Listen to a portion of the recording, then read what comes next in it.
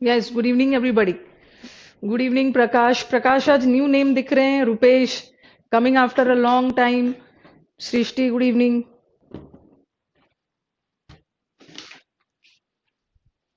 Yes, good evening to all. Sandeep also, active participant in the group. Sandeep, प्रीतम भी आज बहुत दिनों बाद आ रहे हैं.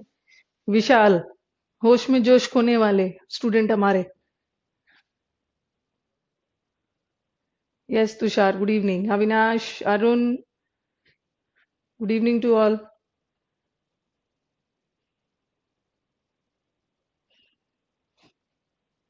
ग्रुप पे थोड़ी सी ग्रुप की चर्चा कर लेते हैं. ग्रुप पे जब मैं बोलती हूँ कि एरर ए में है तब जाके आंसर देते हो, एरर सी में है तब जाके आंसर देते हो, ऐसा थोड़ी है कि एग्जाम में आके बताऊंगी कि ए में है बी में है. अच्छी बात है. ग्रुप पे आपकी एक्टिविटीज देख के लग रहा है कि सब पढ़ रहे हैं, इंग्लिश पढ़ रहे हैं. अच्छी बात है.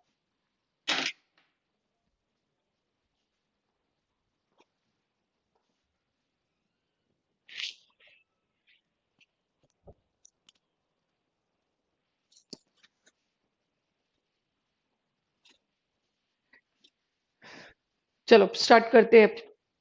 वॉइस.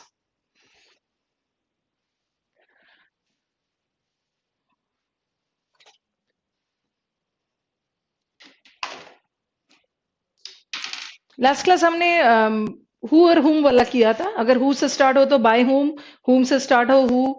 ये सब हमने कंप्लीट कर लिया था. अब डिफरेंट टाइप्स ऑफ सेंटेंसेस भी किए थे. ऑप्शन कैसे कैसे आएगा और आप अपना आंसर किसके अकॉर्डिंग तैयार करोगे. चलो आ जाओ आप.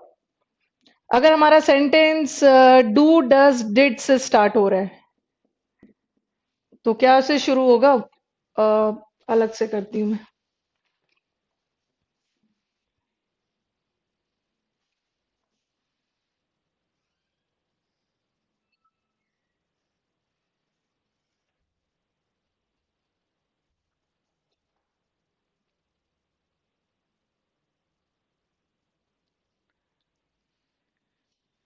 ठीक है.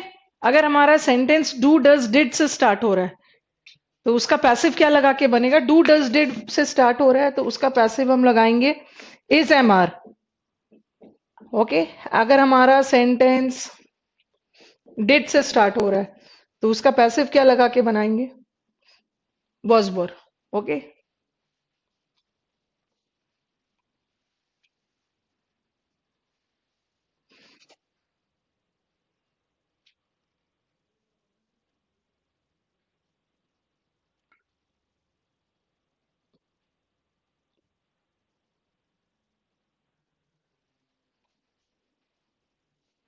Just minute.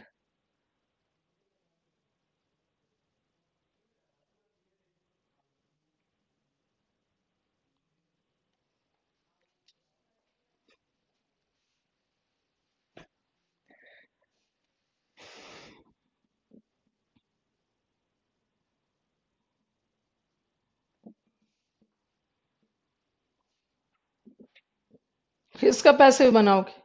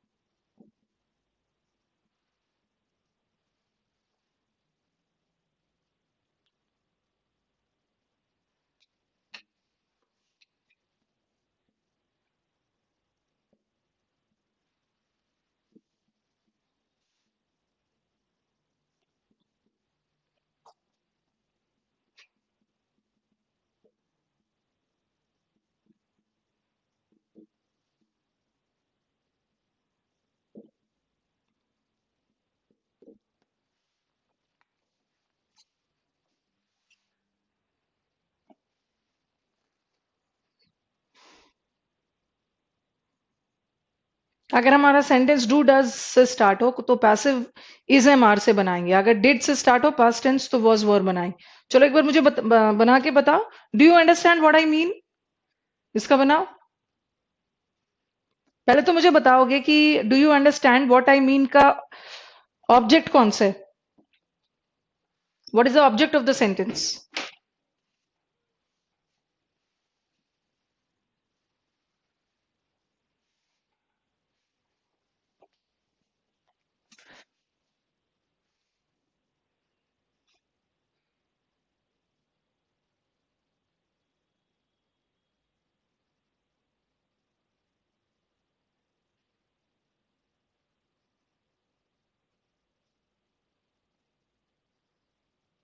ऑब्जेक्ट क्या है? Do you understand what I mean का?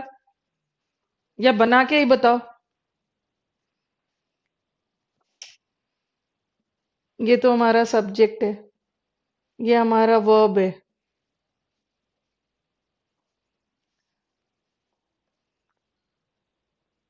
बताना कौन सा ऑब्जेक्ट है, या बना के बताओ इसका passive.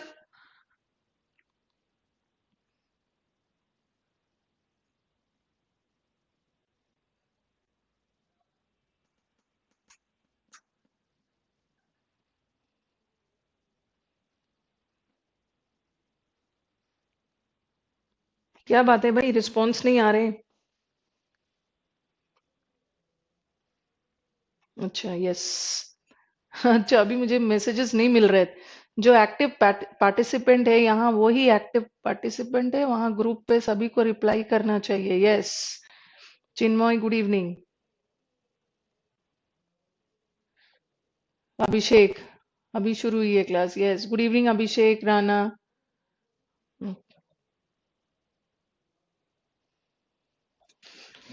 What I mean is, क्या है? What I mean is that understood by you. That कहाँ से लगा दिया? अच्छा, नहीं बन रहा है मुझसे। ओके। कैसे नहीं बन रहा है? इस सेंटेंस का वर्ब के बाद हमारा जो भी पार्ट आया, यहाँ का मेन सब्जेक्ट, यहाँ का ऑब्जेक्ट ना आई मीन नहीं है, व्हाट आई मीन ऑब्जेक्ट है ये हमारा ऑब्जेक्ट है। और सेंटेंस क्या से शुरू हो रहा है? दैट अपने से कहां से लगा दिया? अच्छा, प्रीतम बोल रहे हैं कि यू सब्जेक्ट है। यू सब्जेक्ट है ही कहां से? अच्छा हाँ, यू सब्जेक्ट है, सॉरी। यू सब्जेक्ट है, ऑब्जेक्ट हमारा आई मीन नहीं है, व्हाट आई मीन। ठीक है, और डू से स्टार्ट हो रहा है। अगर डू से स्टार्ट हो रहा है तो कैसे बनेगा? Is M R. अब इज एम आर में से भी क्या लगने वाला है, देखना कि आप सब्जेक्ट किसको बना रहे हो। ऑब्जेक्ट को सब्जेक्ट बनाओगे, व्हाट आई मीन को, व्हाट को। व्हाट के साथ एम आर तो नहीं लगेगा, इज लगेगा।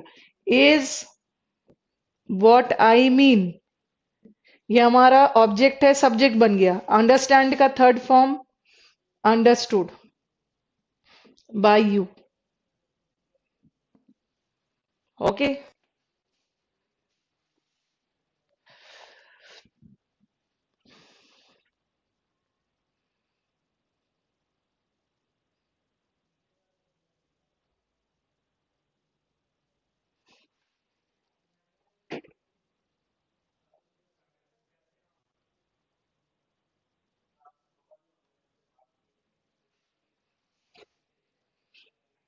चलो आ जाओ।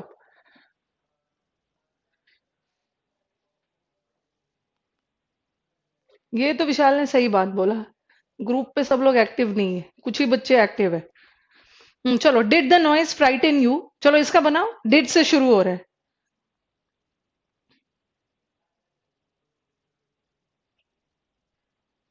डिड से शुरू हो रहा है, चलो बताओ। डिड से शुरू हो रहा है तो उसका पैसिव वॉज या वर से बनेगा। ठीक है, वॉज या वर से बनेगा।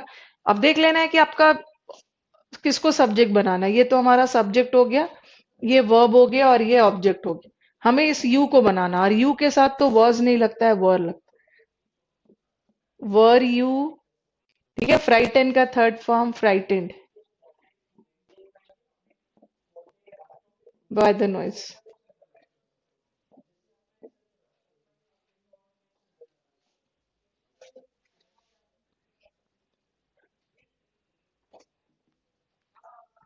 ये मैसेज कोई नहीं भेज रहा है कि मुझे ही नहीं दिख रहा है? Were you frightened by the noise? Yes, this is the correct answer.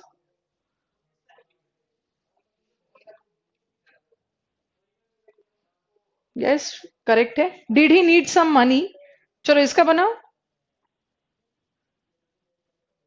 Are you frightened by the noise, are you कहां से लगाओगे संदीप? सेंटेंस पास्ट में जा रहा है।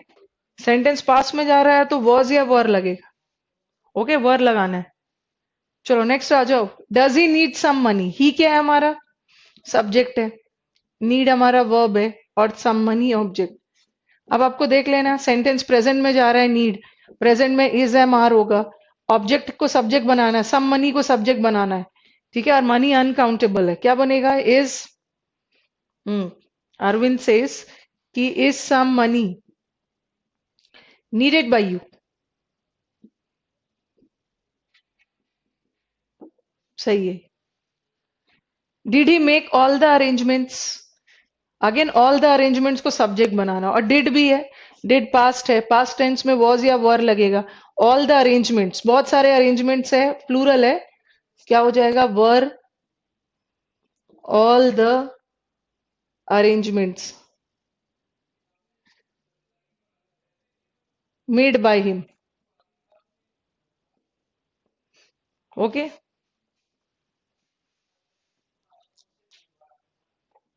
हिम तो सॉरी, यू नहीं लगाओ, हिम लगाना। सॉरी, हिम होना चाहिए। ओके, तो डू डज डिड में देख लेना, वर all the arrangements made by him, yes. ये तो हम इंटरोगेटिव सेंटेंस का एक्टिव पैसिव कर रहे हैं। ठीक है, फर्स्ट पार्ट में हमने हु हुम वाला किया, अभी हमने किया डू डज डिड। अब चलो, अब दूसरा चलते हैं। अब हम सब एक साथ करते हैं। Have, has, had, what, when, ये सबसे भी सेंटेंस इंटरोगेटिव बनता है, बट उसमें कोई बदलाव नहीं है। ठीक है, जो भी बदलाव था हु का था और हुम का और डू डज डिड का, बाकी सारे में सेम हो जाता है। इसको साथ में कर लेते हैं।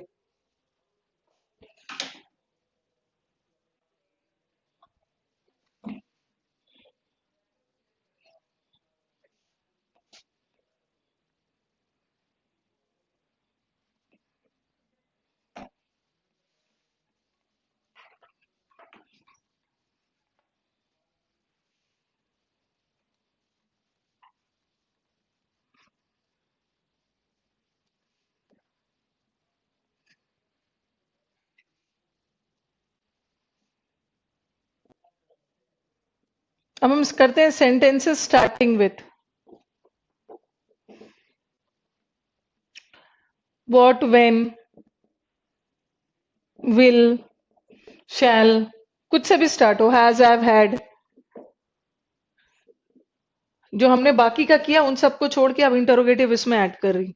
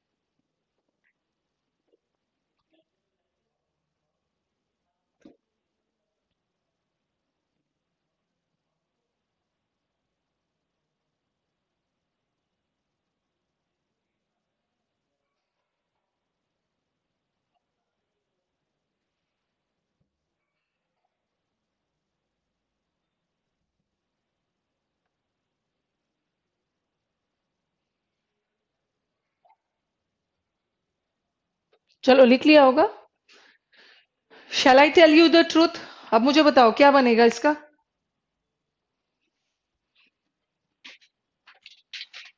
बता, बना के बताना। Shall I tell you the truth?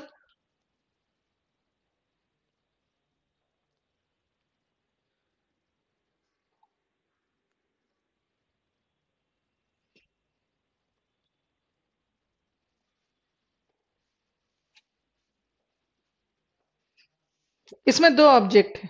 ये तो, ये हमारा सब्जेक्ट हो गया, टेल। वर्ब हो गया, दो ऑब्जेक्ट। एक तो यू भी है और एक वर्क भी है। अगर हमारे सेंटेंस में दो ऑब्जेक्ट आ गया, ओके, तो पैसिव भी दो तरीके से बनेगा। चलो बताना फटाफट।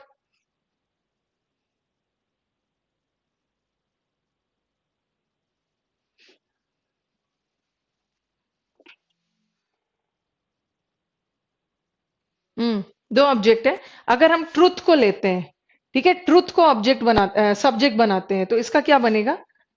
विल द ट्रुथ को बनाओ, will the truth.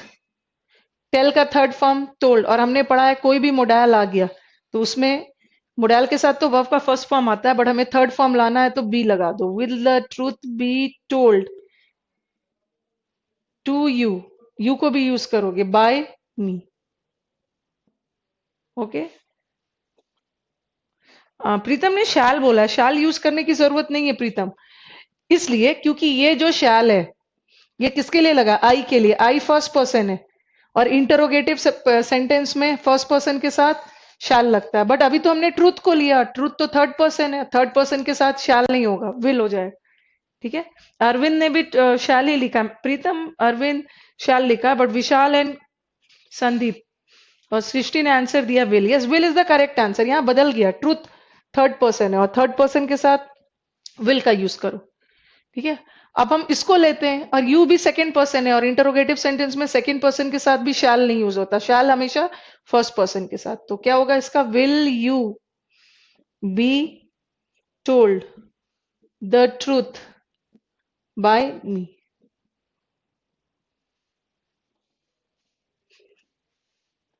Is it clear Arvind? Shall नहीं होगा, विल लगाओगे, कंफ्यूज नहीं होना है।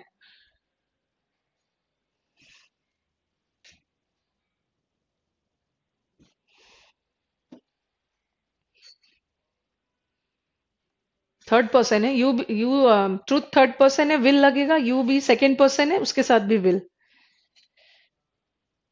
अगर ऐसा रहता ना, will you tell me the truth, me को आई बनाते तो उसके जगह शैल आई भी टोल्ड होता।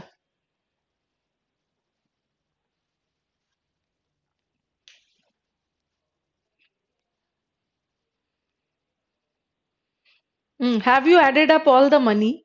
ये आपने हैव किसके लिए लगाया है? ये हैव आपने यू के लिए लगाया है, बट आपको सब्जेक्ट किसको बनाना है? All the money. और आपने, हमने सब्जेक्ट वर्ब में पढ़ा है कि ऑल के साथ अगर काउंटेबल आ गया तो प्लूरल, ऑल के साथ अनकाउंटेबल आ गया सिंगुलर। ऑल मनी अनकाउंटेबल है, तो अनकाउंटेबल चीजों के साथ क्या लगाओगे? सिंगुलर लगेगा। तो यहाँ का हैव क्या में बदल जाएगा? हैज में। बिकॉज ये जो हैव था ये यू के लिए था, अब हमें मनी के लिए लगाना है। ऑल द मनी सिंगुलर है, क्या हो जाएगा? Has all the money. और हमने रूल में पढ़ा है कि जब भी सेंटेंस में हैज हैव हैड आ गया, उसका पैसिव क्या लगा के बनाएंगे? Been. Has all the money been added up. अब भी लगाओगे, क्वेश्चन में अप है, bye you.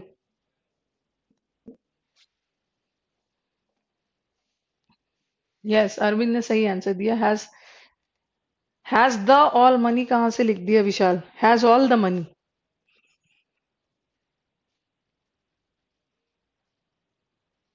Added up by you. ये कहां से? राकेश, राकेश वर्मा का क्वेश्चन है कि मैम टेंस कब तक कंप्लीट हो जाएगा? टेंस सदियों पहले खत्म हो गया है। कहाँ थे आप? अभी हम वॉइस पढ़ रहे हैं, ठीक है, एक्टिव और पैसिव वॉइस पढ़ रहे हैं। तो कंफ्यूज रहे कि हम पढ़ क्या रहे हैं। टेंस खत्म हो गया Rakesh. How did you complete all the work? Did है सेंटेंस में, अगर डिड आ गया तो अभी हमने पढ़ा था कि वॉज वर लगेगा, वॉज या were. All the work, work uncountable है और अनकाउंटेबल के साथ वॉज लगाओ, वॉज। ये हमारा ऑब्जेक्ट है, इसको सब्जेक्ट बना लो। Was all the work, complete का third form completed by you.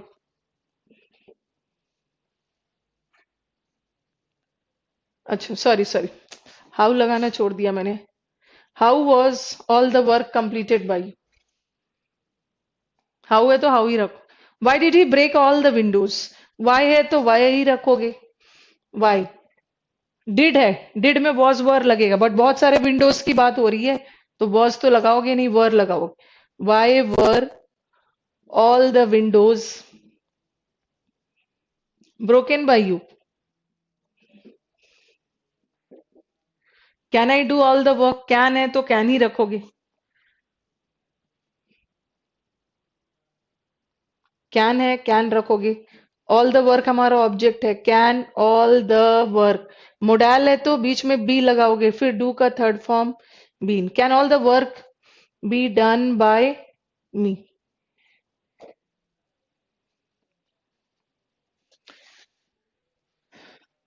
Interrogative sentence clear हुआ? हमने इंटरोगेटिव सेंटेंस का who, how, has, have, had, will, shall, कुछ भी आ गया वो सारा डिस्कस कर लिया।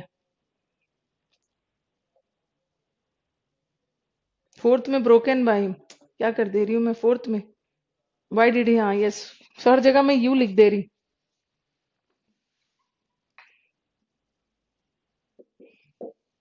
इन्वर्जन होता है।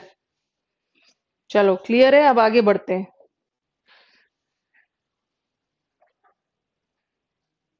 ये तो हमने इंटेरोगेटिव सेंटेंस किया, अब हम चलते हैं इम्पेरेटिव सेंटेंस। इम्पेरेटिव सेंटेंस किसे बोलते हैं? What are imperative sentences? Imperative sentence एक ऐसा सेंटेंस होता है जो वर्ब से स्टार्ट होता है, आज्ञा वाला, ऑर्डर वाला, रिक्वेस्ट वाला, सजेशन वाला, सब इम्पेरेटिव सेंटेंस होता है। ध्यान से सुनोगे अब।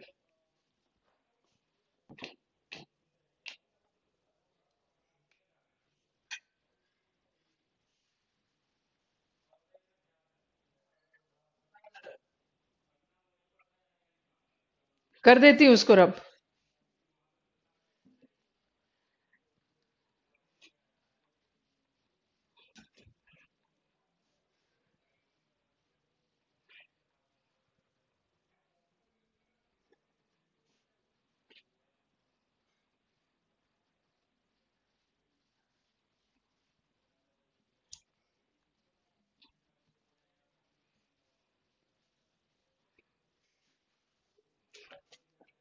चलो passive of imperative sentences.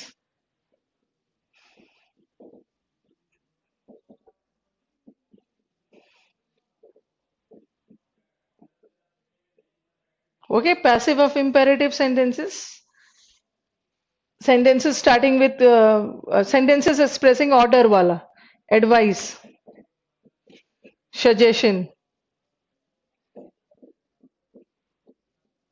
request, सारे imperative sentences।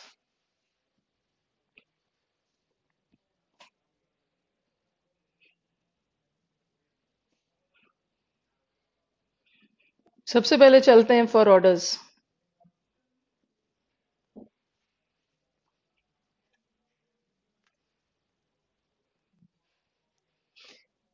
ऑर्डर वाला सेंटेंस का पैसिव बनाने के लिए हम दो चीज का यूज करते हैं। ऑर्डर वाला जनरली हम लेट का यूज करते हैं और दूसरा क्या यूज करते हैं, इसको ध्यान से पहले सुनोगे, put your pens down. Order वाले सेंटेंस का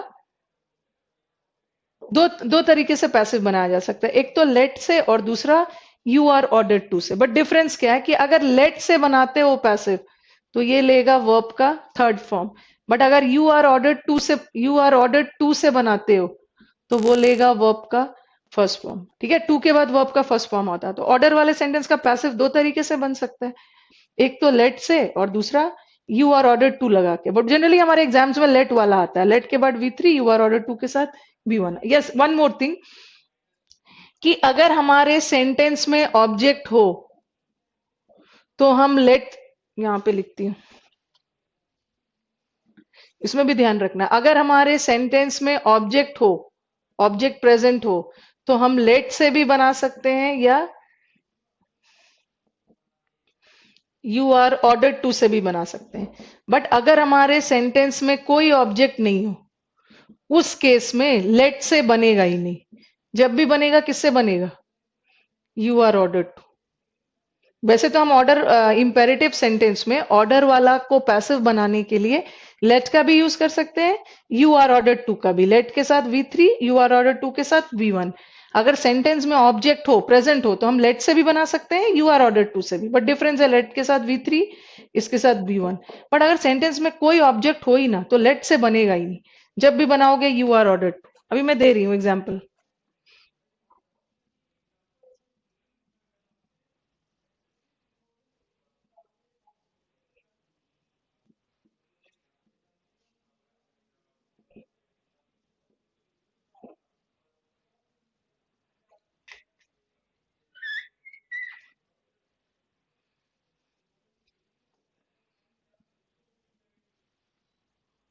चलो पहले इसको देख लेते हैं। मुझे बताओ, bring a glass of water. Bring क्या है हमारा? Bring is a verb. Verb के बाद ऑब्जेक्ट आएगा। Bring is a verb. Okay, क्या लाने की बात हो रही है? अ ग्लास ऑफ वाटर। तो मेन ऑब्जेक्ट हमारे सेंटेंस का ग्लास ऑफ वाटर है। और मी भी हमारा ऑब्जेक्ट है, बट ये हमारे वर्ब का ऑब्जेक्ट नहीं है, ये ऑब्जेक्ट हमारे प्रेपोजिशन का है। और प्रेपोजिशन ऑफ के ऑब्जेक्ट से हमें नहीं बनाना, हमें तो अपना वर्ब के ऑब्जेक्ट से बनाना है। चलो कैसे बनेगा एक बार बताना इसका। Bring a glass of water, this is a order. और ऑर्डर वाला, और हाँ, दिस इज एन ऑर्डर, और यहाँ हमारे पास ऑब्जेक्ट है। ग्लास ऑफ वाटर एक ऑब्जेक्ट है। अगर ऑब्जेक्ट है तो दोनों तरीके से बना सकते हो, लेट से भी बना सकते हो। लेट, उतार दो, let a glass of water. और लेट लगा के थर्ड फॉर्म लाना है, बी, बी लगा के थर्ड फॉर्म लाऊंगा। ब्रिंग का थर्ड फॉर्म ब्रॉट। ठीक है, let a glass of water be brought. ऐसे भी बना सकते हो, और यू आर ऑर्डर्ड टू से भी बना सकते हो। You are ordered to bring a glass of water. दोनों सही है, यू आर ऑर्डर्ड टू से भी बना सकते हो, बट हमारे एग्जाम्स के ऑप्शन में जनरली लेट वाला आता है। लेकिन यू आर ऑर्डर्ड टू लगाया ना तो ब्रॉट नहीं करोगे, क्योंकि टू के साथ V1। बट लेट लगा के बना रहे हो तो V3 लगाओगे। Both of them are correct. दोनों तरीके से बनेगा, क्योंकि यहाँ पे हमारे पास एक ऑब्जेक्ट है। अब हम एक ऐसा सेंटेंस करते हैं कि जहां हमारा ऑर्डर वाला सेंटेंस है बट ऑब्जेक्ट नहीं है वहां। Is it clear? क्लियर हो रहा है? रिस्पॉन्ड करते जाना।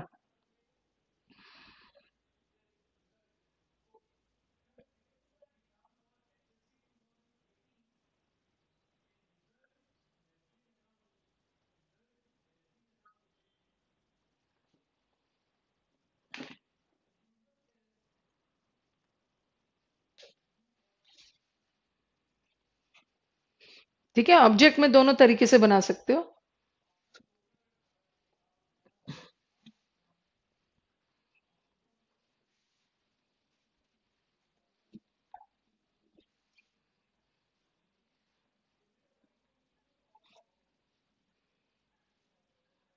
Now come to the next part.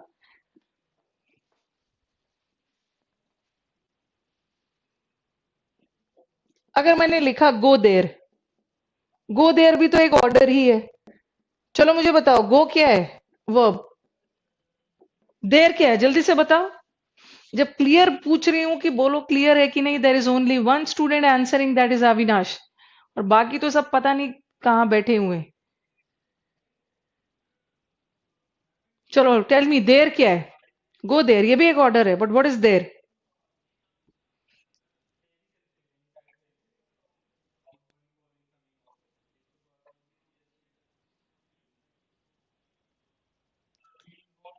Yes, Sandeep says there is an adverb. Okay.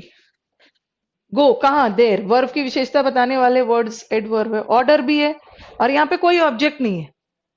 Okay, कोई ऑब्जेक्ट नहीं है यहाँ पे। चलो मुझे बताओ कि कैसे बनाओगे। लेट से कोशिश भी करते रह जाओगे ना, नहीं बनेगा। लेट से तो तभी बनता है जब ऑब्जेक्ट है। लेट, गो, देयर कुछ भी बनने वाला नहीं है, तो उस केस में क्या करेंगे? Yes, adverb of place. उस केस में लेट से, अगर कोई ऑब्जेक्ट नहीं है तो लेट से बनेगा ही नहीं। आपको यू आर ऑर्डर टू से बनाना होगा।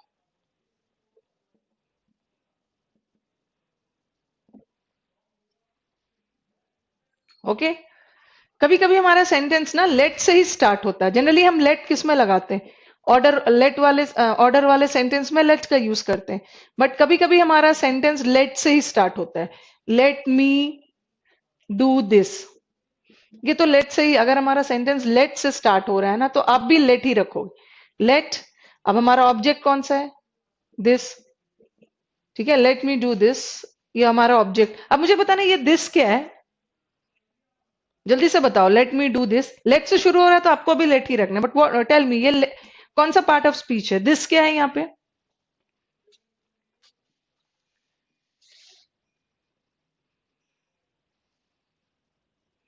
बताना एक बार, दिस क्या है? ऑब्जेक्ट तो है, बट है क्या? Noun, pronoun, adverb, adjective, article, क्या है?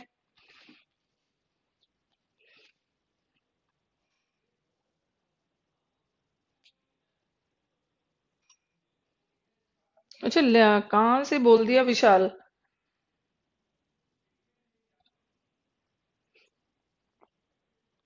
ये नाउन तो ये बिल्कुल नहीं है। डिटरमाइनर्स तो बिल्कुल नहीं है दिस। अगर दिस डिटरमाइनर होता ना, तो उसके बगल में कोई नाउन होता।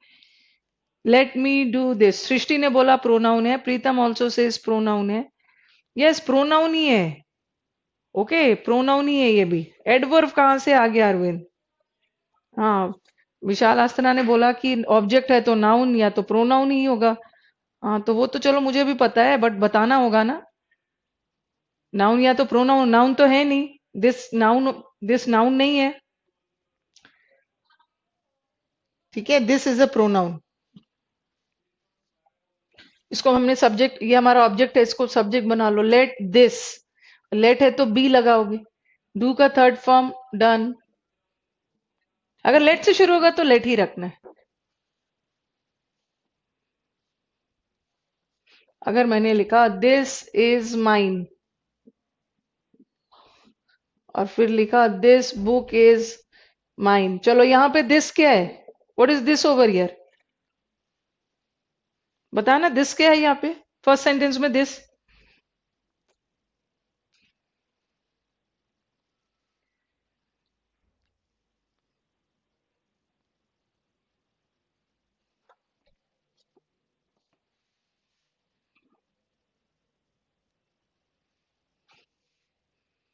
फर्स्ट सेंटेंस में दिस प्रोनाउन है। ओके, दिस हमारे वर्ब के पहला वाला पार्ट सब्जेक्ट होता है। सब्जेक्ट होने के लिए नाउन, प्रोनाउन, नाउन तो ये है नहीं, प्रोनाउन।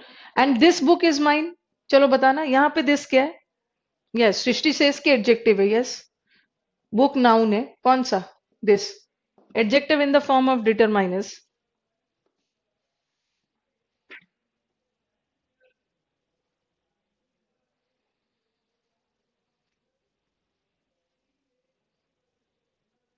सेकंड में एडजेक्टिव है। यस, चलो इंपेरेटिव सेंटेंस का लेट भी लगा के बना सकते हो, यू आर ऑर्डर्ड टू से भी। अगर ऑब्जेक्ट हो तो दोनों मेथड चलेगा, ऑब्जेक्ट नहीं हो तो लेट से नहीं बनेगा, यू आर ऑर्डर्ड से बनेगा। अगर हमारा सेंटेंस पहले से ही लेट से स्टार्ट है, आपको भी लेट से बनाना है।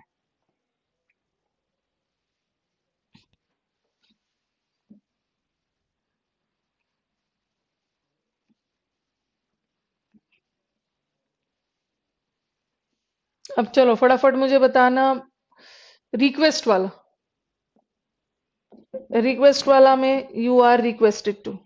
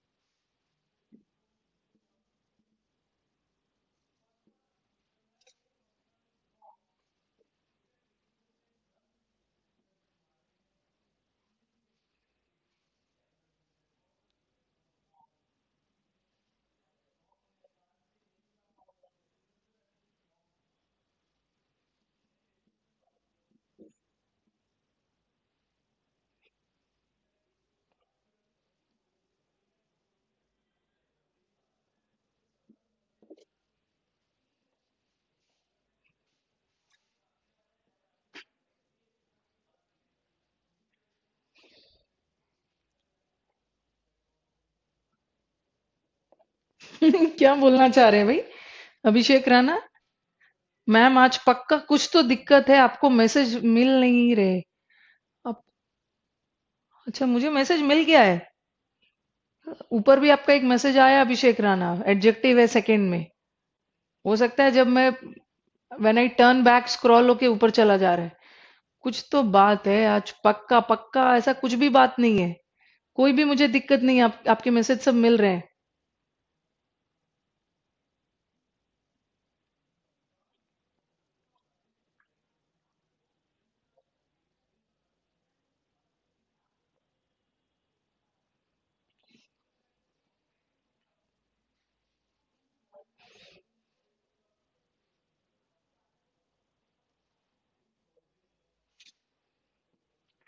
और यूट्यूब पे ना एक चीज आप स्टूडेंट्स फॉलो करोगे, कि एक मैंने जो सीरीज पहले भी आपका शुरू किया था यूट्यूब पे, सिस्टम में मैम, नहीं नहीं सिस्टम में कोई प्रॉब्लम नहीं, आपके मैसेजेस आ रहे हैं अभिषेक, नो नीड टू वरी। कि एक वर्ड के मल्टीपल मीनिंग्स आप उसको फॉलो करना है। ठीक है, अब वो आपको बहुत हेल्प करेगा क्लोज टेस्ट में और फिलअप्स में। मैं बताती हूँ, अभी मैं सैटरडे को अपने ऑफलाइन क्लास में कुछ क्लोज टेस्ट वगैरह करवा रही थी। ठीक है, उसमें मैं बताऊंगी आपको कि ये कैसे हेल्प करने वाला है आपको। तो अब थोड़ा सा ब्रॉड होके इंग्लिश पढ़ना है। A single word with multiple meanings, क्या क्या उसके मीनिंग हो सकते हैं, किस किस कॉन्टेक्स्ट में इसको यूज करना है, अभी बताती हूँ। चलो पहले इसको लिख लो, प्लीज शट द डोर। तो इसका क्या है, इसका क्या हो जाएगा, यू आर रिक्वेस्टेड टू, इसमें तो कोई ज्यादा दिक्कत नहीं है।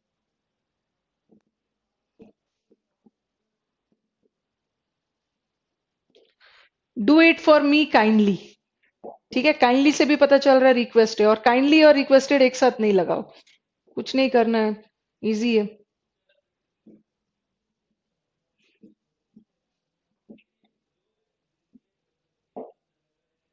Okay, then help me to do the work, मेरी हेल्प करो काम करने के लिए। हेल्प मांग रहे हैं तो रिक्वेस्ट ही कर रहे हैं आप। चलो बताओ क्या होगा लास्ट का। कुछ नहीं करना है, वही उतार देना। रिक्वेस्टेड में ज्यादा प्रॉब्लम नहीं है, you are requested to help me to do the work. Okay,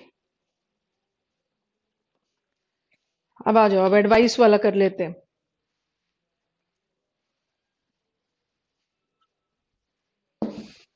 मैं आपको वर्ड विथ मल्टीपल मीनिंग्स देखने के लिए इसलिए बोल रही हूँ क्योंकि बच्चों का क्लोज टेस्ट में गड़बड़ी कर बैठ रहे हैं। 2017 में, 2017 के मेंस का स्टूडेंट क्लोज टेस्ट लेके आए थे और ऐसा सेंटेंस था, ऐसा कुछ सेंटेंस था, मोरालिटी। देखना आपको प्रीवियस पेपर में मिल जाएगा, morality is dash with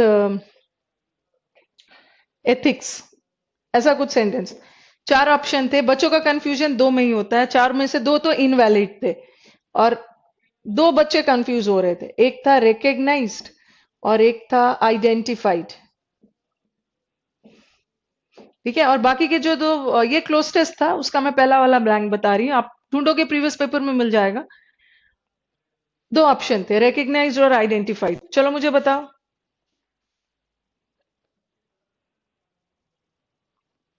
what is the difference between recognise and identified? Morality मतलब होता है नैतिकता, और एथिक्स इज सिद्धांतवाद। Ethical, ethical person, principled. Ethics मतलब प्रिंसिपल्स होता है, और वो तो नैतिकता हो।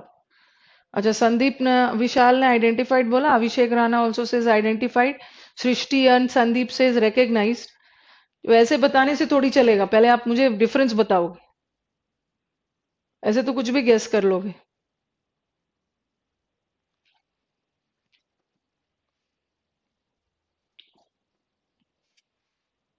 अच्छा, रिकग्नाइज विथ एक फ्रेजल वर्ब है। अच्छा, उसी रिकग्नाइज, अभिषेक राणा का मैं देखती हूँ कि हर चीज को फ्रेजल वर्ब बना दे रहे हैं।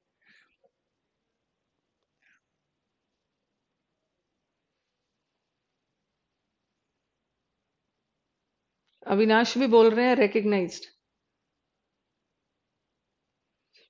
फ्रेजल वर्ब से इतना फैसिनेशन नहीं रखना है कि कुछ भी दिख जाए। अच्छा, Srinivas gives a very philosophical answer. Recognise means we know it already in the past. ठीक है, रिकॉग्नाइज मतलब आप उसको पहले से जानते हैं और याद करने की कोशिश कर रहे हैं। और आइडेंटिफाई का मतलब होता है किसी को पहचानना on the basis of proof.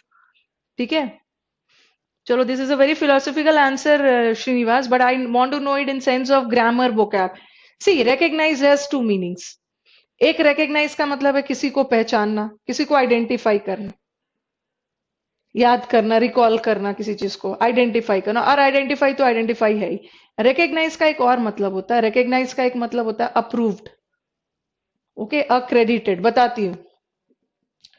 जैसे आपने सुना होगा ना, यूजी, अगर मैंने बोला कि ये यूनिवर्सिटी यूजीसी से रिकॉग्नाइज्ड है,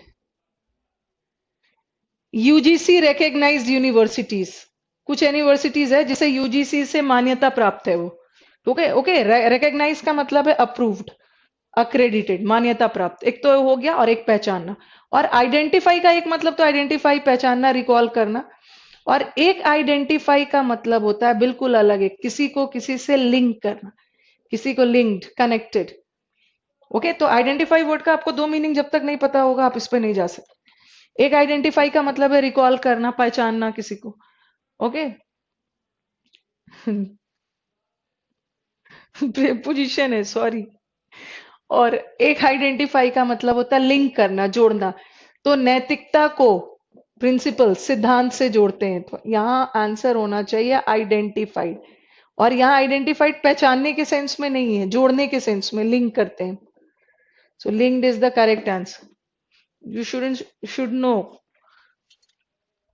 अब तो आप यही सोच रहे होगे ना कि यहाँ तो एक वर्ड का मीनिंग याद ही नहीं हो रहा, और मैं बोल रही हूँ एक एक वर्ड का तीन तीन चार चार मीनिंग याद रखो। करना होगा भाई, एग्जाम क्रैक करना है, मार्क्स चाहिए, सैलरी चाहिए अच्छी वाली, तो मेहनत तो करनी होगी।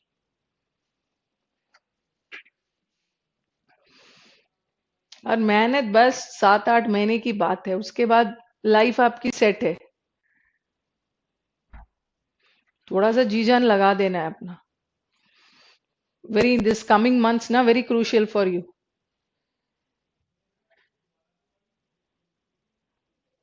विश्वजीत क्या बोल रहे हैं? मैम, आप, एक रिक्वेस्ट है, मुझे एक्टिव, पैसिव और इडियम्स और डायरेक्ट, इनडायरेक्ट और पैसिव बनाना बता दो कि अभी हम क्या कर रहे हैं। मुझे तो लग रहा है कुछ स्टूडेंट्स अभी जस्ट सो के उठ के आए। विश्वजीत, ये हम एक्टिव, फ्रेजल वर्ब ज्यादा रट लिया है, एंड अभिषेक राणा ने। हाँ, अब जो भी हो, अभिषेक राणा ने ज्यादा रट लिया है, उसीलिए वोमिटिंग कर रहे हैं। विश्वजीत, अभी हम एक्टिव से पैसिव ही बना रहे हैं। ठीक है, और रिक्वेस्ट करने की जरूरत नहीं है, इट्स माय ड्यूटी। आप ध्यान से सुनो, एक्टिव से पैसिव ही बना रहे हैं।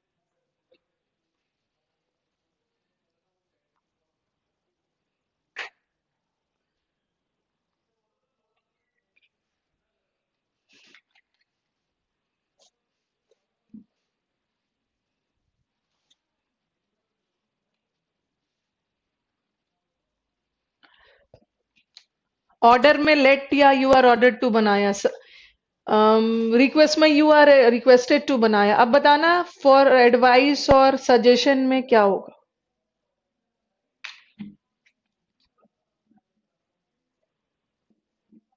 एडवाइस और सजेशन का क्या लगा के बनाओगे? एक बार बताना, एडवाइस और सजेशन के लिए क्या लगा के पैसिव बनाओगे?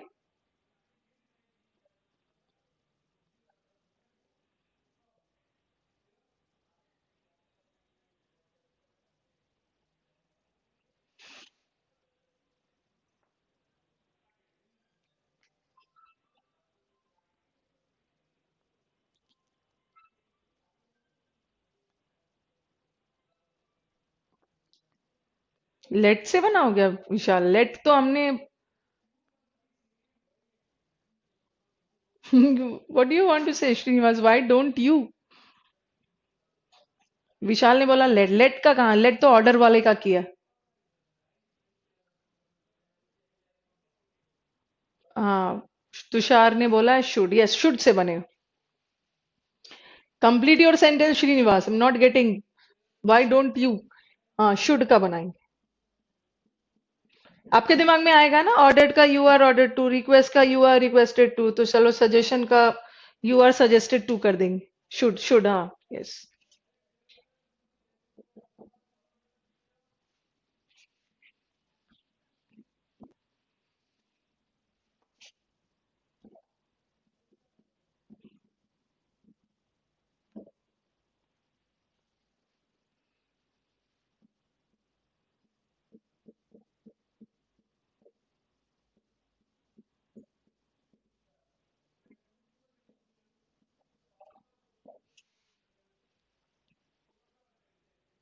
अच्छा, he says कि for to advise you, why don't you?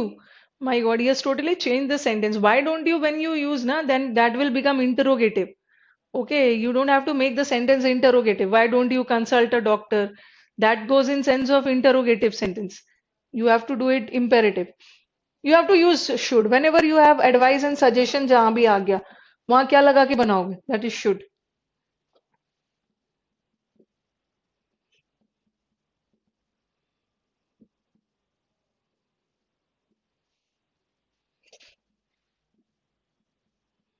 कुछ तो ये लगाएंगे, respect your elders, you should respect your elders. अभी देखो क्या क्या लगा रहे। हाँ, यू आर, एडवाइस के लिए भी शुड लगा सकते हो। Help the poor. चलो बनाओ इसका।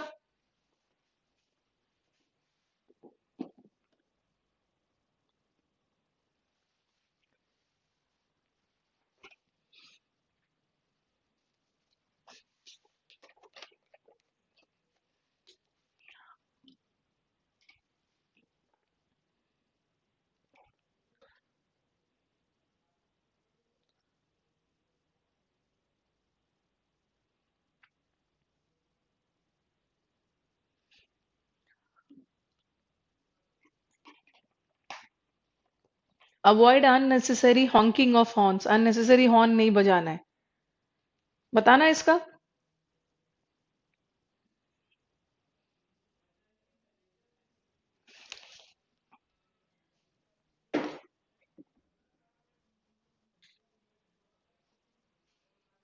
आपके दिमाग हम एक क्वेश्चन मुझे बताना, एक का। हाँ, मैं इसी का वेट कर रही।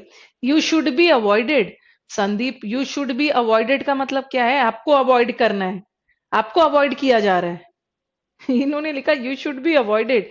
यू शुड बी अवॉइडेड मतलब तुम्हें अवॉइड करना चाहिए, मतलब उस व्यक्ति को अवॉइड करना है। हमें व्यक्ति को अवॉइड नहीं करना है। अननेसेस हमारा ऑब्जेक्ट है हमारे पास, उसी से स्टार्ट करते हैं। अननेसेसरी, तुषार ने सही आंसर दिया है। Unnecessary honking of horns. ठीक है, ऑब्जेक्ट को सब्जेक्ट बनाओ। Should be avoided. Respect your elders, अब ये नहीं बोलोगे यू शुड रिस्पेक्ट। हाँ श्रीनिवास, आई न्यू। और विशाल ने भी एकदम सही दिया है। सब सब मैक्सिमम यही बोल रहे हैं, इसीलिए मैं वेट कर रही थी। मुझे लग रहा था कि सब यही लिखेंगे, यू शुड अवॉइड। कुछ नहीं करना। Why will you use use? अपने ऑब्जेक्ट को बनाओ, ऑब्जेक्ट को सब्जेक्ट बनाओ। ऑब्जेक्ट है योर एल्डर्स, उसको सब्जेक्ट बनाओ। Your elders should be respected. You should say नहीं स्टार्ट करोगे, ऑब्जेक्ट से बनाओगे। Help the poor, the poor should be help. But कई बार मैंने ऑप्शन में देखा है ना कि शुड के जगह मस्ट भी लगा दिया, तो वो गलत नहीं है। ऑप्शन में या तो शुड रहेगा या तो मस्ट रहेगा। अगर दोनों आ गया तो शुड को प्रायोरिटी देना है। Yes,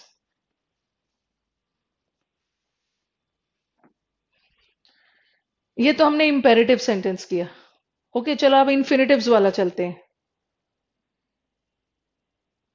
your Elder should be requested लिखा है प्रीतम ने, रिस्पेक्टेड होना चाहिए।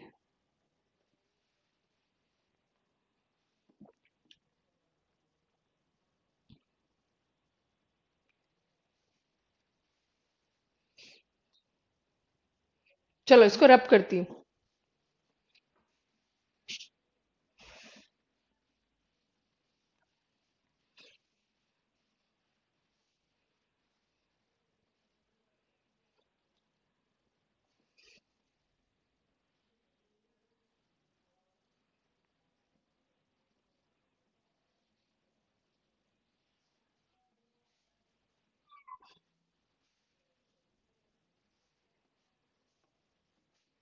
फर्स्ट वाला रिपीट करने के लिए बोल रहे?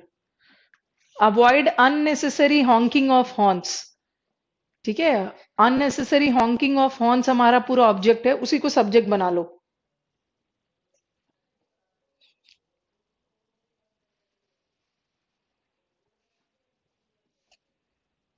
एक सेंटेंस है यहाँ पे, ऑप्शन दे रही हूँ।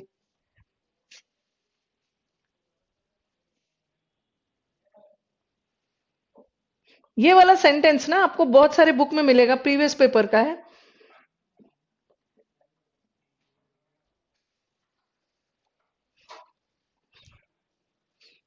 बाय बाय, टॉप रैंक छोड़ के।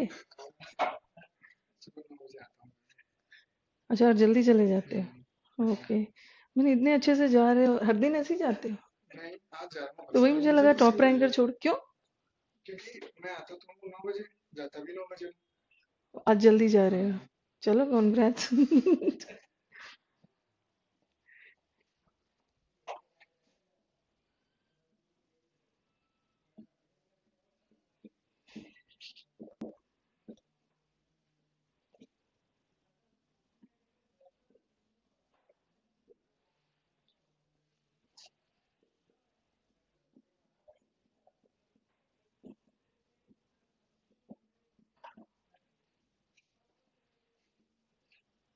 ये आपको प्रीवियस पेपर में मिल जाएगा, ठीक है। ये वाला क्वेश्चन ना मेरे पास बहुत बार आते हैं। Smokes and flames her book में करीब करीब मिल ही जाएगा, क्योंकि प्रीवियस ईयर का क्वेश्चन है। और ये वाला डाउट मैक्सिमम बच्चे ये डाउट भेजते हैं कि मैम क्लियर नहीं हो रहा, कौन सा आंसर हो। Smoke and flames engulf the whole area. धुआं और आग के लिपटों ने पूरा एरिया को घेर लिया, और जिस वजह से राहत कार्य डिफिकल्ट हो गया। ओके, अब इसका ऑप्शन क्या आएगा, ऐसा है। चारों ऑप्शन मुझे याद नहीं है, जहां आप कंफ्यूज होते हैं वो ऑप्शन डाल रही हूँ।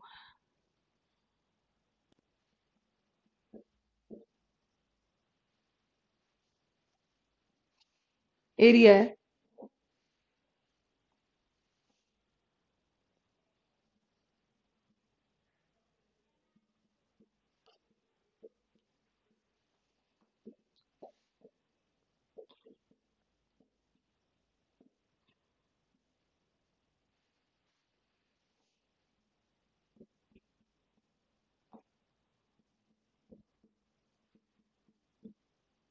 बहुत जगह इसका आंसर भी रॉन्ग दिया है।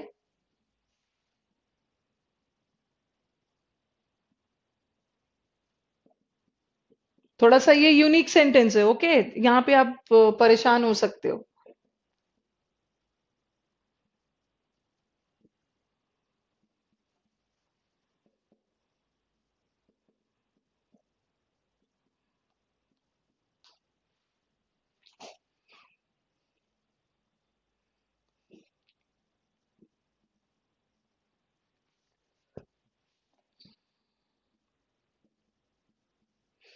बाकी चार ऑप्शंस थे, बाकी के दो तो एकदम इनवैलिड थे। इसमें बच्चों को दिक्कत आ रही थी। You must have come across this sentence अगर एक्टिव पैसिव बनाया हो।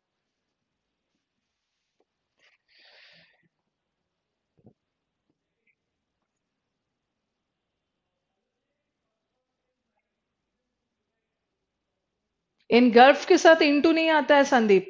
प्लंज्ड के साथ इनटू आता है, एनगल्फ के साथ हमेशा इन आता है, कंफ्यूज नहीं होना है। ओके, कहाँ कहाँ है संदीप। एनगल्फ इनटू नहीं होता है, प्लंज्ड के साथ इनटू आता है। Plunged into, instil into, but engulf के साथ हमेशा इन ही आएगा। चलो मुझे बताओ कौन सा सही है। अच्छा, मुझे पहले तो जो जो स्टेप बाय स्टेप पूछ रही हूँ ये बताना। दिख नहीं रहा होगा अविनाश, कहाँ है अविनाश अब। संदीप, प्लंज के साथ इनटू आएगा और इंस्टिल के साथ इन।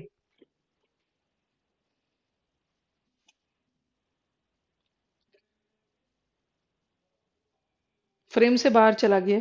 चलो आ जाओ। पहले मुझे आप लोग बताओगे कि ये सेंटेंस एक्टिव है कि पैसिव है।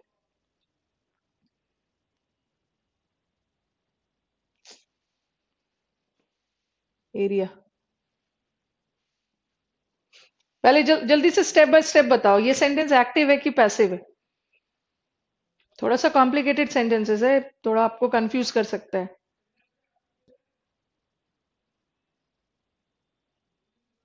जल्दी से बताओ, एक्टिव या पैसिव? एक्टिव है, यस।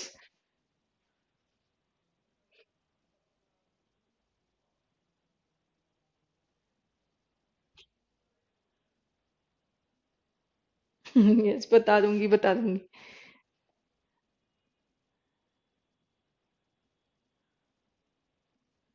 ये मैं बता दूंगी। और मैंने डिसाइड किया है ना कि सब तो करवाना पॉसिबल नहीं है, ना ही आप बुक लेके बैठे हुए हो। ओके, थोड़ा सा ऑनलाइन में मुझे स्ट्रैटेजी बदलना होगा। पहले मैं क्या करूंगी, कुछ इजी वाला डालूंगी, और ऑनलाइन में मैं आपको अलग से शीट टाइप करवा रही हूँ। वही वाला क्वेश्चंस दे रही हूँ ना जहां पे आपको दिक्कत हो, बाकी जो रूल बेस्ड है वो तो आप कर लोगे। वही सब क्वेश्चंस आपके लिए लाऊंगी जो थोड़ा सा रूल से अलग है। जैसे ये सेंटेंस थोड़ा सा रूल से अलग है, ठीक है, यहाँ आपको प्रॉब्लम होगा, क्योंकि ऑफलाइन बैचेस में तो मैं सामने अवेलेबल होती हूँ ना, तो बता देती हूँ तुरंत। ठीक है, रूल वाला आपको दिक्कत नहीं होगा थोड़ा। उसका मैं अलग से ऑनलाइन के लिए टाइप करवा रही हूँ, एक्टिव पैसिव थोड़ा हटके। हाँ, ये सेंटेंस एक्टिव है, ठीक है, एनगल्फ्ड है, V2 है। अगर ये V3 होता, अगर ये पैसिव होता तो इसके पहले इज एम आर लगता। उसी तरह मेड, ये भी V2 है, पैसिव होता तो इज एम आर लगता। चलो, एक्टिव है, ये तो सही बोला। अब मुझे बताओ कौन सा सही है। The whole area was engulfed in smokes and flames and rescue operations were made difficult. Making rescue operations difficult because maximum most of my students English Gold के they are saying कि ये आंसर होगा। ठीक है, ये answer most of the students और maximum 80% student को लगेगा भी कि यही आंसर है, बट गलत है, ये आंसर है। क्यों? ये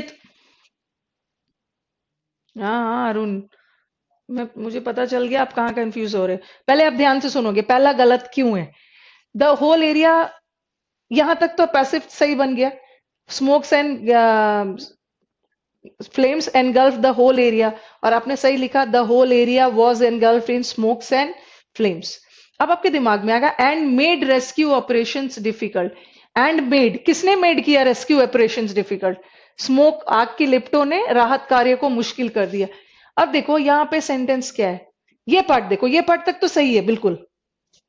यहां से थोड़ा मीनिंग चेंज कर दिया, and rescue operations were made difficult. इसकी हिंदी क्या है? Rescue operations were made difficult, राहत कार्य को डिफिकल्ट किया गया, बनाया गया। राहत कार्य को rescue operations were made difficult, operations को डिफिकल्ट बनाया गया। ऑपरेशंस को डिफिकल्ट कोई किसी ने नहीं बनाया, ऑपरेशंस राहत कार्य इसकी वजह से खुद डिफिकल्ट हो गया, इसलिए ये आंसर नहीं होगा, ये होगा। अब आपके दिमाग में आ रहा होगा कि यहाँ तो इन्होंने मेड मेड को ही बदल दिया, एंड मेकिंग, यहाँ मेकिंग डाल दिया।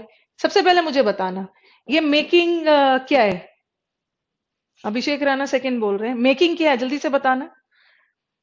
आपके दिमाग में आएगा कि पास्ट टेंस है, पास्ट टेंस में मेड है ना, तो मेड को वर मेड करना होगा, बट वर मेड कर रहे हैं तो मीनिंग चेंज हो जा रहा है।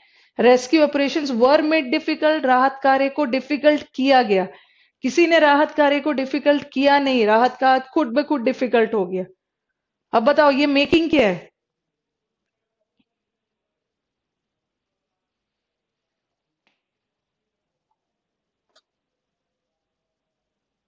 हाँ यस, नहीं हाँ चलो, अभिषेक राणा ने आंसर सही दिया। मेकिंग, मेकिंग मतलब मेकिंग, ये smokes and flames are making rescue operations difficult. चलो मुझे बताओ ये मेकिंग है क्या? हाँ, नहीं नहीं, making,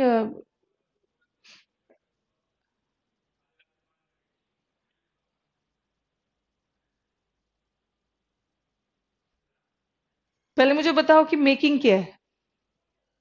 making rescue operations difficult,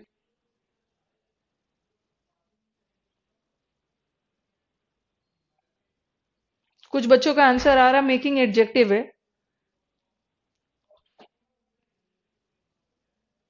जल्दी से बताओ मेकिंग है क्या? अच्छा, अभिषेक राणा ऑल्सो सेज कि पार्टिसिपल है एडजेक्टिव के रूप में।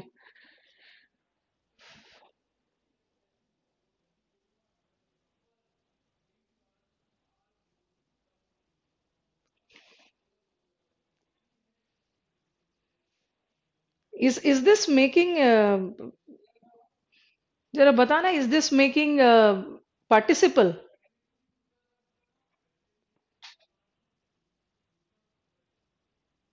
वर्ब लग रहा है, वर्ब लग रहा है, पार्टिसिपल होगा मेकिंग।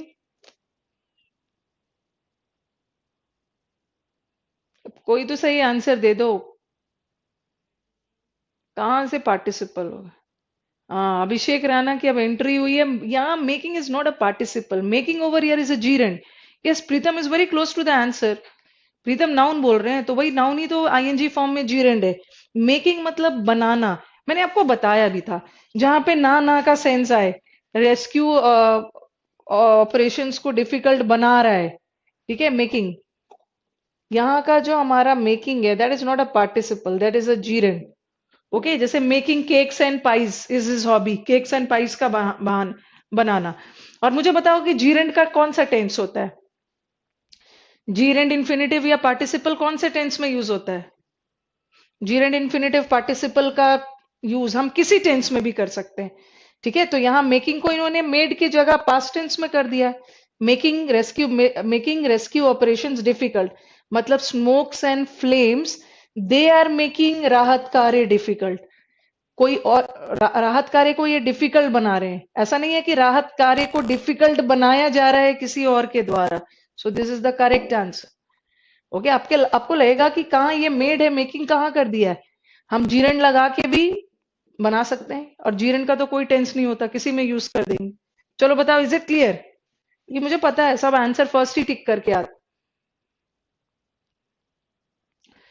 फर्स्ट में मीनिंग चेंज हो गया, rescue operations were difficult, rescue making rescue operations, flames rescue operation को डिफिकल्ट बना रहा था, ना कि रेस्क्यू ऑपरेशन को डिफिकल्ट बनाया गया किसी और के द्वारा। चलो जल्दी से बताओ, इज इट क्लियर?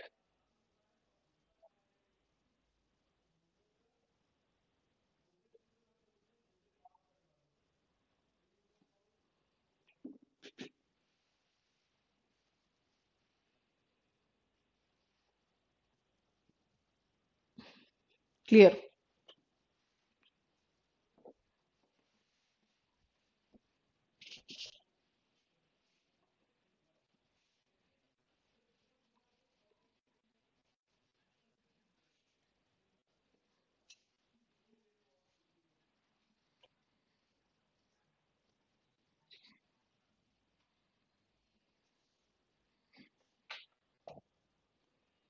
अच्छा, एक बार ये बताना।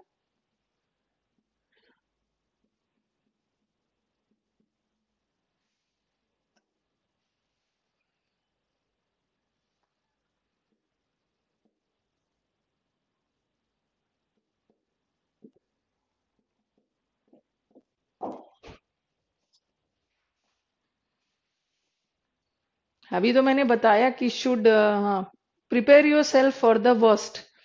कभी कभी हमारे सेंटेंसेस ना थोड़ा अलग अलग फॉर्म का भी आ जाता है। अभी मैं वही सब चुन चुन के आपके लिए अलग से टाइप करवा रही। Be prepared for the worst. चलो बताओ क्या होगा answer.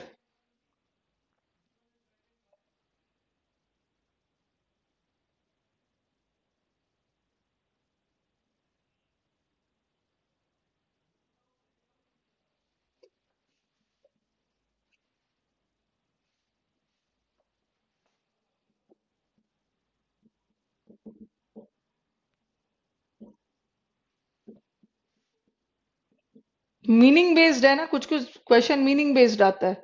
The worst should be prepared by you.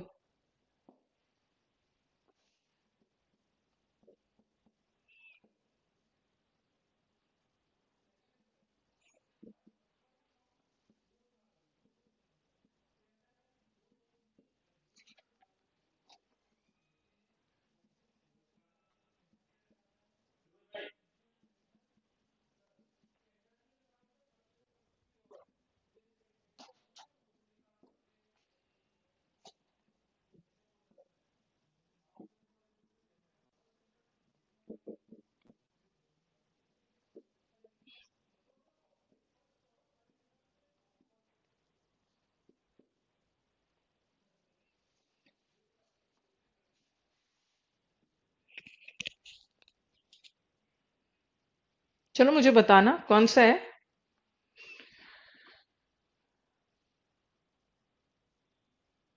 Yes, अभिषेक ने बोला है कि वर्स्ट, क्या हमारा सेंटेंस वर्स्ट से शुरू होगा? The worst should be prepared. Worst should be prepared ऐसा कभी बोलोगे? वर्स्ट को प्रिपेयर करके रखना है। और ये जो है हमारा ऑब्जेक्ट है ही नहीं, क्योंकि ये तो प्रेपोजिशन का ऑब्जेक्ट, ये तो हो ही नहीं सकता। ये तो ऐसे ही है। प्रिपेयर वर्ब है। अच्छा, एक बार मुझे बताना, ये सेंटेंस एक्टिव है कि पैसिव है? एक्टिव है कि पैसिव है, बताना।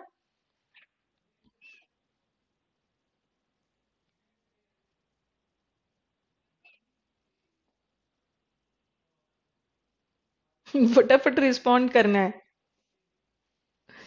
ये सब शीट में करना है। अगर ऐसे ऐसे क्वेश्चन में आपको फंसा दूंगी ना, तो आप पता चलेगा 2-3 क्वेश्चन में पूरा क्लास खत्म। यस, श्रीनिवास से इसकी दिस इज पैसिव। बी के साथ वर्ब का थर्ड फॉर्म आया, जहां भी बी लगा थर्ड फॉर्म, वो तो पैसिव। हाँ, ये तो नहीं होगा क्योंकि ये हमारा ऑब्जेक्ट है ही नहीं, ये तो प्रेपोजिशन का ऑब्जेक्ट। और प्रिपेयर वर्ब है।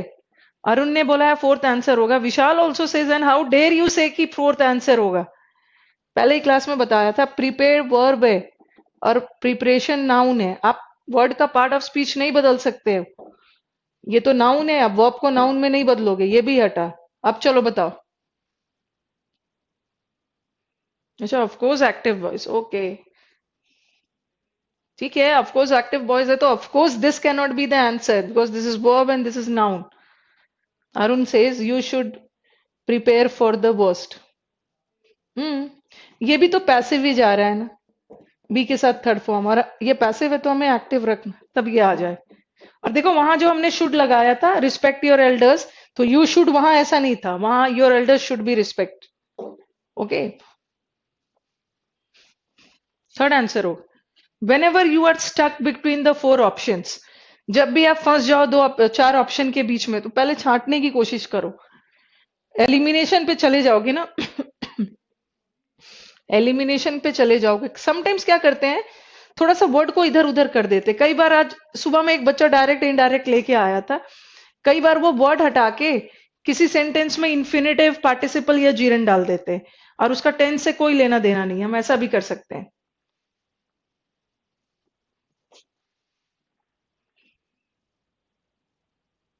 चलो, इज इट क्लियर? अभी मूव करते हैं आगे।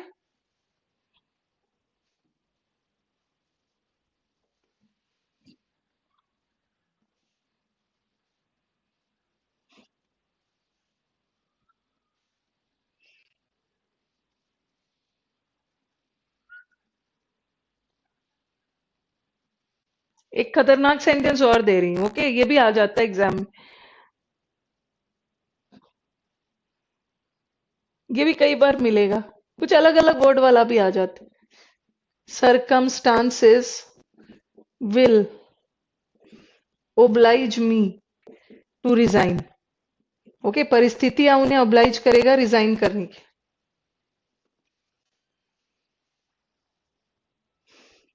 एक्टिव है कि पैसिव है? परिस्थितियां उन्हें oblige करेगा रिजाइन करने की। अच्छा, पहले जल्दी से बताओ, एक्टिव की पैसिव?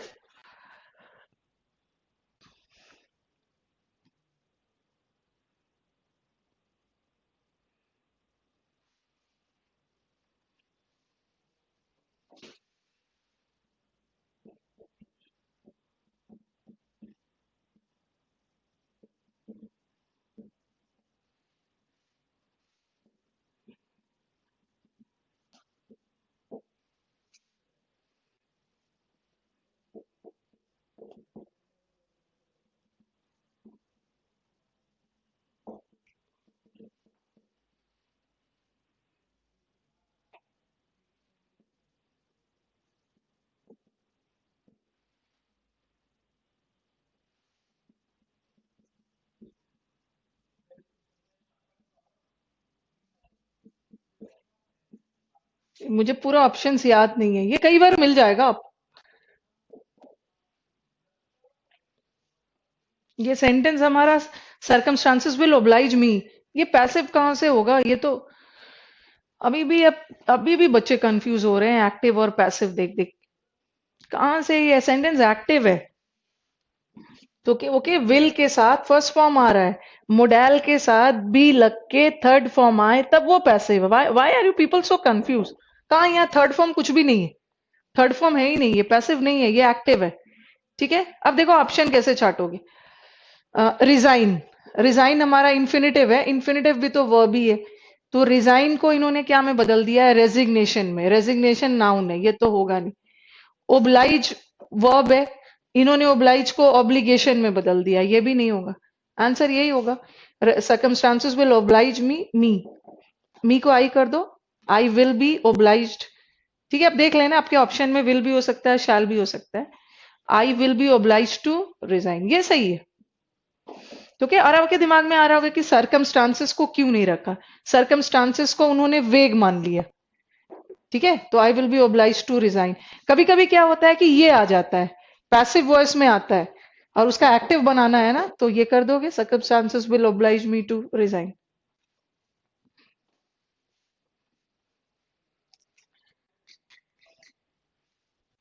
चलो नेक्स्ट पे चलते हैं। यही सब आपको कहीं कहीं थोड़ा परेशान करेगा।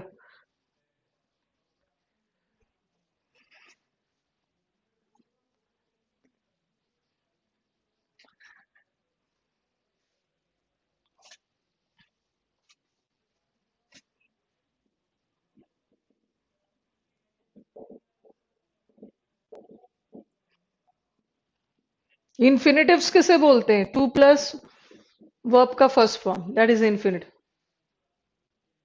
यस विशाल, विल शैल दोनों है तो शैल को प्रायोरिटी दोगे।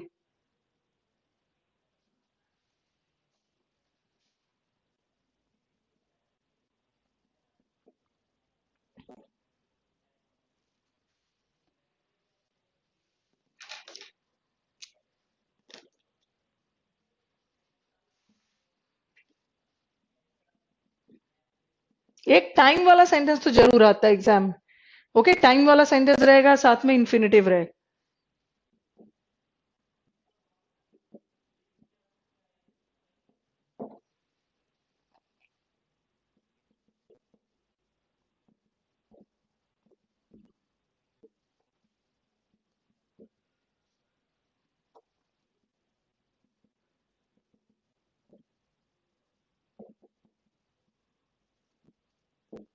याद रखना है, टाइम वाला सेंटेंस आएगा, it's time, there is no time, there is no time, time वाला सेंटेंस रहेगा और इन्फिनेटिव रहेगा। कौन सा इन्फिनेटिव है, टू डू या टू लूज या to take, all these are infinitives. But कभी कभी बिना टाइम वाला का भी इन्फिनेटिव आ सकता है, हो सकता है कहीं पे टाइम वाला नहीं हो।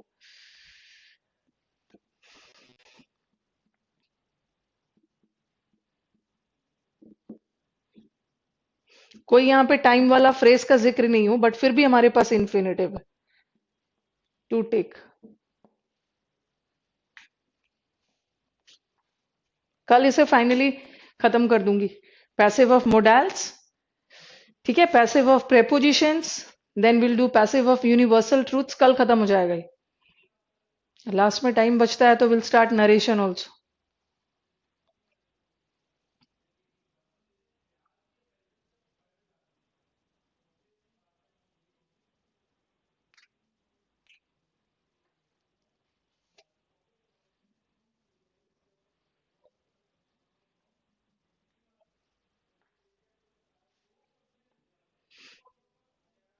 चलो, इट्स टाइम वाला सेंटेंस, इट्स टाइम का मतलब क्या है, इट इज टाइम। ठीक है, देयर्स का मतलब है there is no time and all, और ये हमारा इन्फिनेटिव है।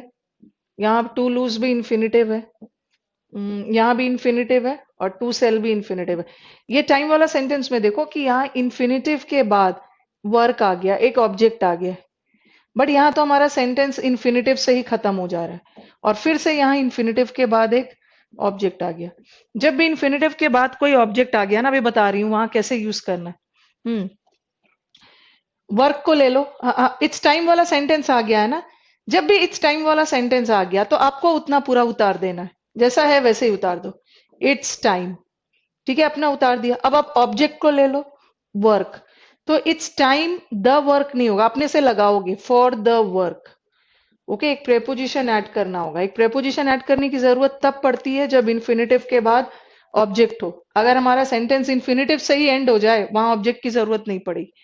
ठीक है, it's time for the work, और टू के साथ तो वी वन आ रहा है, बट हमें तो इन्फिनेटिव है, हमें तो थर्ड फॉर्म लाना है, तो बी लगा देना। It's time for the work to be लगा दिया, उसके बाद डन, थर्ड फॉर्म।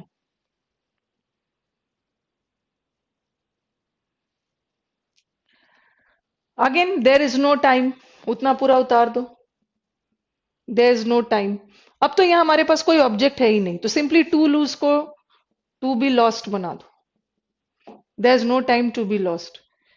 फिर हमारे पास एक इन्फिनेटिव के बाद ऑब्जेक्ट आ गया, इन्फिनेटिव के बाद ऑब्जेक्ट आ गया तो एक प्रेपोजिशन लगेगा। It's time for tea to take को टू लगा के बी लगा दो और बीच में बी लगा के वर्ब का थर्ड फॉर्म टेकन।